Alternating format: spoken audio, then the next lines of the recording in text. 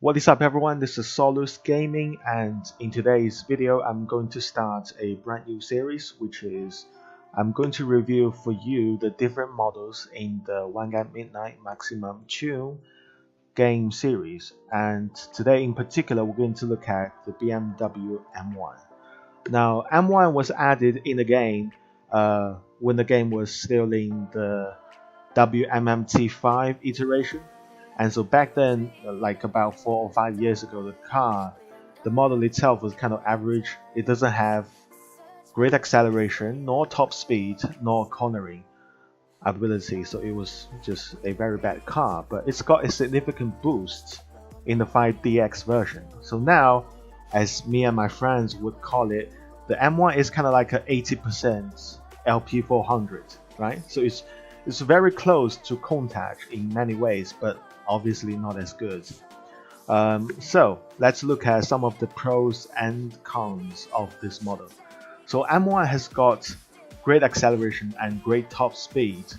On the Wangan westbound course, it can reach a top speed of 349 easily, and it's also got a above average cornering speed. It's certainly better than cars like the Dodge SRT or the SLS AMG and those kind of drag cars. So M1 was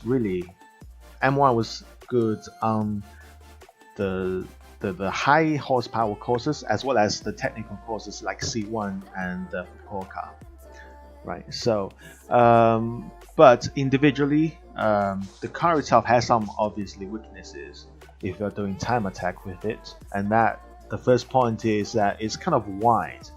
The model itself was wide, and it's also significantly longer than models like the FD3S and the RX-8. So it has a tendency to hit the front when you are cornering, and also if you do it like if you're used to playing with a FD RX-7, you can also easily hit the rear, like the side of the car, when you're exiting the corner. So when you're doing time attack with M1, you gotta be a little bit more conservative, if you know what I mean.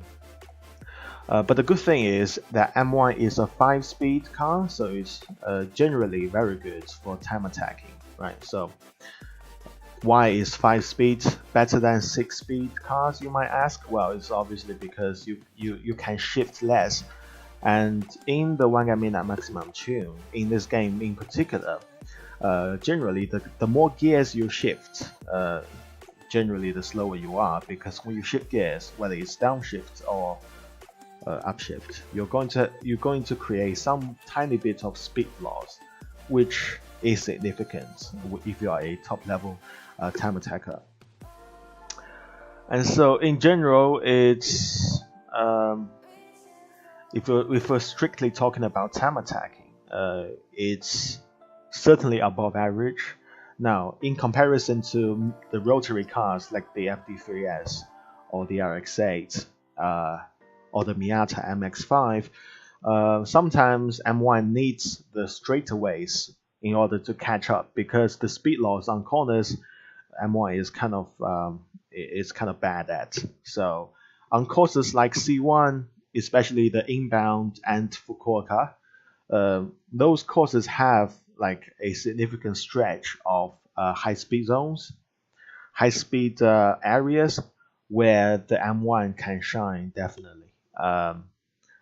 But the speed loss is very significant of this car, in especially the long or sharp corners, right? So the long corners I'm talking about are the wall rides in the Mount Titan courses, or the red turns in the JCTs in C1 inbound as well as outbound. So that's where the speed loss really shows. But on Wangan, it's much faster than rotary cars like the FD3S or the BNR32. So it's also on par with those especially good time attacking cars on courses like Yokohama and New Belt, um, where you have a great stretch of high speed area. And it's also not bad on C1 and Fukuoka for reasons I mentioned just previously.